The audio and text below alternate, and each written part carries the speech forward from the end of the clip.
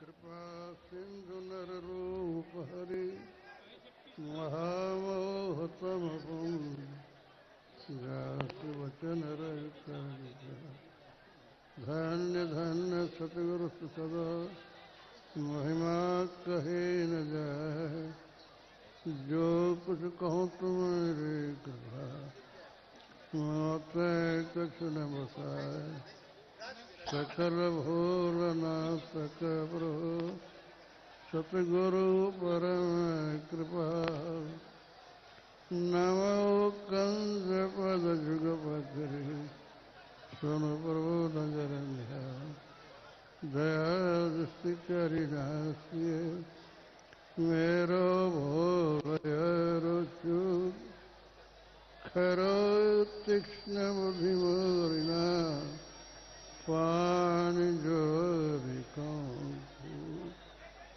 बोलिए श्री सद्गुरु महाराज की जय। श्री सद्गुरु महाराज की जय। श्री सद्गुरु महाराज की जय। आदरणीय धर्म प्रेमी सज्जन वृंद, माता और बहनों, यह भी का विषय है ईश्वर स्वरूप। आप लोग बहुत दूर दूर से आए हैं और आए हैं सुनने के लिए। यहाँ तो कोई तमाशा नहीं है, केवल सुनिए। भगवान कान दिए हैं सुनने के लिए, तो इसके लिए जरा सुनिए प्रेम से। प्रेम से सुनिए। अभी ईश्वर स्वरूप एक होता है रूप। रूप सबके रूप को आप देखते हैं, अपने रूप को देखते हैं, और सबके स्वरूप को कोई नहीं देखते हैं। आप अपने स्वरूप को भी नहीं देखते हैं। भगवान श्री राम वाल्मीकि जी के आश्रम गए और वाल्मीकि जी से पूछते भगवान राम, इस जंगल में आप रहते हैं, मैं कहाँ रहूं? वाल्मीकि जी कहते हैं कि राम आप क्या बोलते हैं? राम स्वरूप तुम्हारा बच्चन अगोचर बुद्धि पर। आपके स्वरूप को कोई वचन से नहीं कह सकता, बुद्धि भी नहीं जा सकती है।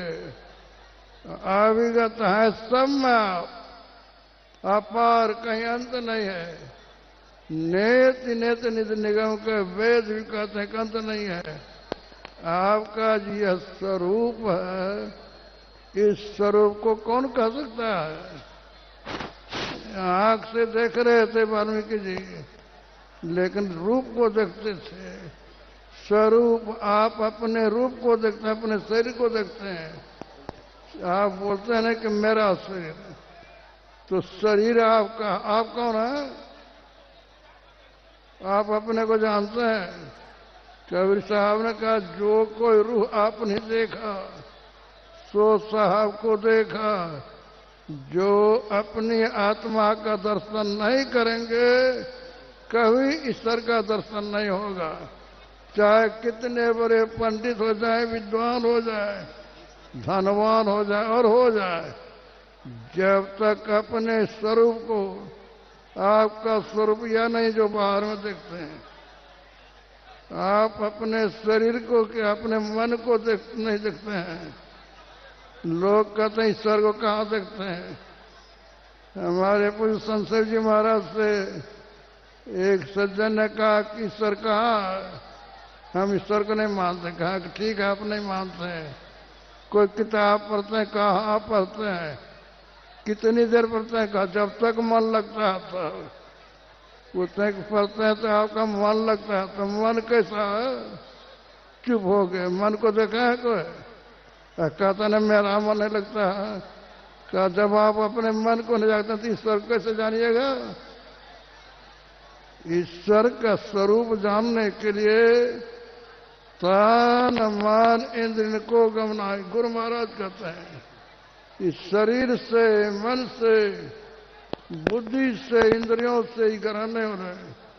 कौन ग्रहण करेगा? जो आदमी ध्यान करके शरीर से, मन से, बुद्धि से ऊपर उठ जाएंगे, अपने स्वरूप का दर्शन करेंगे, तब परमात्मा का दर्शन होगा। खाली बोल देने से ईश्वर का दर्शन नहीं होगा, सुनने से भी नहीं होगा। केवल ध्यान करके जो ठीक से ध्यान करेंगे वो इसको जानेंगे। इसी के लिए ईश्वर स्वरूप को समझिए। तन मन इंद्रियन को गम नाही, आत्म गम्य स्वराम वराम ईश्वर है जो आत्मा से दर्शन हो। हम लोग रोज पाठ करते हैं जो परम तत्व। परम तत्व क्या है?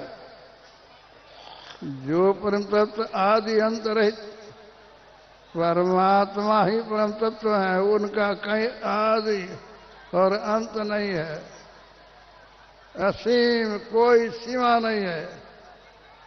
आदि अंत रहित असीम, अजन्मा, सबका जन्म हुआ है। विष्णु का जन्म हुआ है, ब्रह्मा का जन्म हुआ है, राम का, कृष्ण का जन्म हुआ है। लेकिन परमात्मा जो स्वरूप है उनका कभी जन्म नहीं हुआ, अजन्मा अगोचर। उस परमात्मा को कोई आंख से देख लेंगे तो नहीं होगा, बुद्धि भी नहीं, मन बुद्धि इंद्रिय को गम नहीं, इससे परमात्मा का दर्शन नहीं होगा। आत्म गम्य स्वराम, आप अपने को अपने शरीर से, मन से, इंद्रियों से अलग कर जब अपने स्वरूप का दर्शन करेंगे, आत्म रूप का दर्शन करेंगे, तभी आपको परमात्मा का दर्शन होगा। इसलिए गुरु महाराज कहते हैं मन बुद्धि इंद्रिय को गम नहीं, आत्म गम स्वराम। तन इंद्रिन मन माया देखे। शरीर से, इंद्रियों से माया को देखते हैं। संसार में जो कोई भी देखते हैं सब माया को देखते हैं। संसार में जिनकी पूजा करते हैं माया की पूजा कहता है परमात्मा भगवान है माया। इसीलिए जो माया की पूजा करेंगे माया में ही रह जाएंगे। ईश्वर की पूजा करने के लिए साधना है, युक्ति है। गुरु सच्चे गुरु से इसको जानिए। जीव के ऊपर में घटतम प्रकाश और शब्द पड़ते रहे, जीव पर है छा रहे। जीव के ऊपर में अंधकार है, प्रकाश है और शब्द का पर्दा है। बहुत कम लोग जानते हैं। गुरु महाराज ने इसकी खोज की और कहा कि घटतम अंधतम अंधकार, प्रकाश और शब्द, ये तीन पर्दे हैं।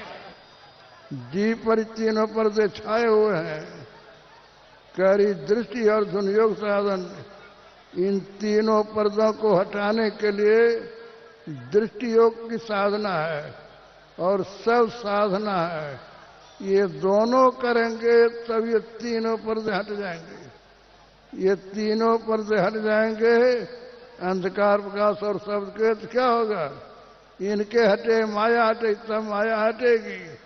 जो इस साधना नहीं करेंगे कभी ईश्वर का दर्शन नहीं होगा। गिरे बांध लीजिए।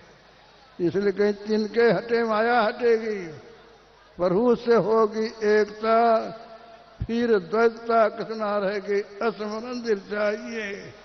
इसको अच्छी तरह से सुनकर समझकर मनन कीजिए।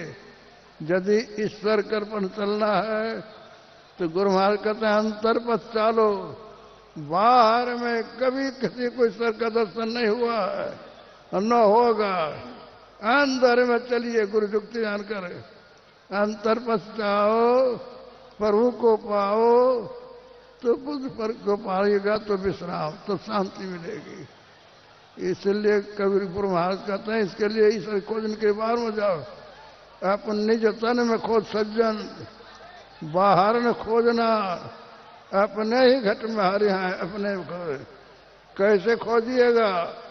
खोजने का तरीका बतलाते हैं। दो नैन नजर जोड़ के एक नोक बना के, आंख दो है, दोनों को जोड़ कर ही एक नोक कैसे बनाएंगे? इसीलिए इसकी युक्ति है, सच्चे सदगुरु से इसकी युक्ति को जानिए। दो नैन नजर जोड़ के एक नोक बना के अंतर में देख, बाहर में अंतर में देखे, अंतर में देख, अंतर में खोजना, तिल द्वार तक के सीधे अंतर में खोजेगा, बिंदु मिलेगा, वहां अपनी सूरत के लिए आइए। तिल द्वार तक के सीधे सूरत को खींच ला, अनहद धुनों को सुन सुन चल चल के अंतर में अंतरनाद होता है, उनको भी पार कीजिए। बजती है 5 नौबतें, सुन एक एक के, अंदर में 5 मंडल है, स्थूल सूक्ष्म कारण, वहाँ कारण केवल। इन मंडलों को पार कीजिए, तब प्रभु का दर्शन होगा। समय हो गया, बोलिए श्री सद्गुरु महाराज की जय।